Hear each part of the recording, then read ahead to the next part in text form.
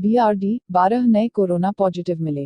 गोरखपुर में कोरोना संक्रमितों की संख्या लगातार बढ़ती जा रही है।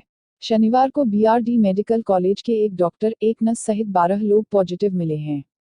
बांसगांव के एक ही परिवार के 5 लोग संक्रमित हुए हैं। इसके अलावा शहर के सूरजकुंड का रहने वाला 8 साल का मासूम भी का कोरोना पॉजिटिव मिला है। इसके बाद से जिले में मरीजों की संख्या 163 हो गई है। गुब्बारों से चिढ़ी किम जोंग उन की बहन। नॉर्थ कोरिया के खिलाफ लिखे संदेशों वाले गुब्बारे तनाशाह किम जोंग उन की बहन को इतने नागवार गुजरे हैं कि अब उन्होंने साउथ कोरिया के खिलाफ सैन्य कार्रवाई की धमकी दी है।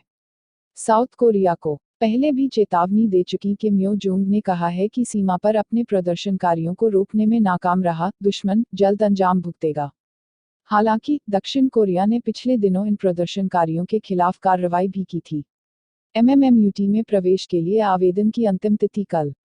मदन मोहन मालवीय प्रौद्योगिकी विश्वविद्यालय में विभिन्न पाठ्यक्रमों में प्रवेश के लिए ऑनलाइन आवेदन की प्रक्रिया 15 जून को शाम 5 बजे समाप्त हो रही है। PhD के अतिरिक्त अन्य सभी पाठ्यक्रमों में प्रवेश के लिए लिखित परीक्षा 25 जुलाई को प्रदेश के अन्य शहरों में आयोजित होगी। PhD के लिए प्रवेश परीक्षा 1 जुलाई को गोरखपुर में आयोजित होगी।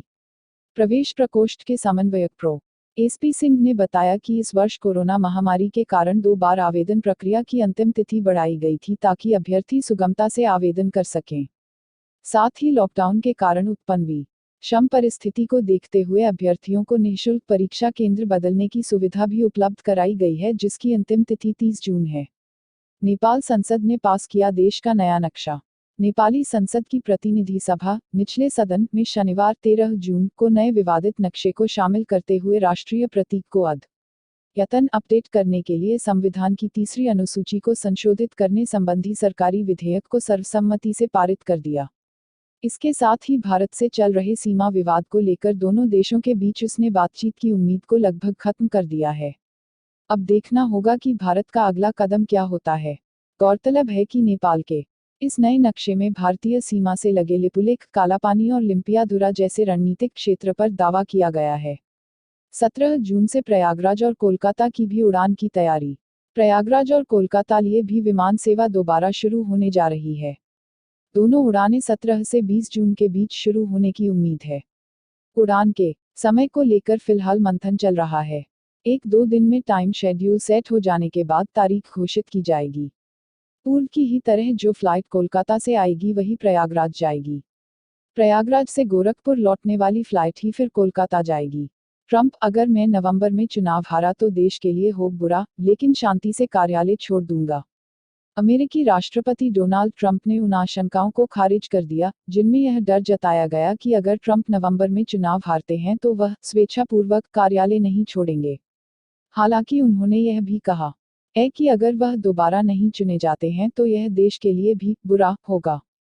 हालांकि राष्ट्रपति ने कभी इस तरह के संकेत नहीं दिए कि यदि वह अगला चुनाव हार जाते हैं तो कार्यालय नहीं छोड़ेंगे। गोरखनाथ मंदिर में 30 और कैमरे लगेंगे।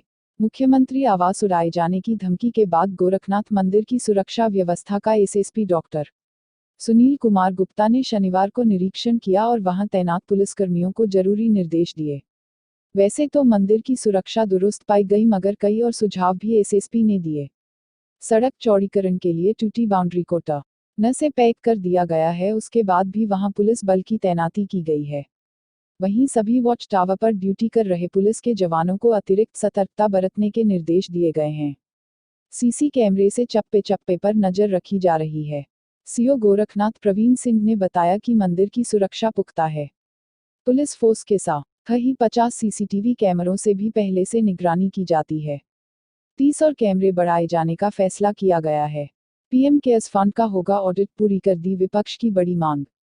PM केयर्स फंड के ऑडिट के लिए दिल्ली की एक फर्म को जिम्मा सौंपा गया है। लाइव मिंट की खबर के मुताबिक दिल्ली स्थित चार्टर्ड अकाउंटेंसी फर्म सार्क और एसोसिएट्स प्रधानमंत्री की नागरिक सहायता और आपातकालीन स्थिति PM केयर फंड का ऑडिट करेगा। स्वतंत्र ऑडिटर को 3 साल के लिए नियुक्त किया गया है। फंड पर अक्सर पूछे जाने वाले प्रश्नों के सेट में दिए गए विवरण के अनुसार इस वित्तीय वर्ष के अंत में PM केयर्स फंड का ऑडिट किया जाएगा।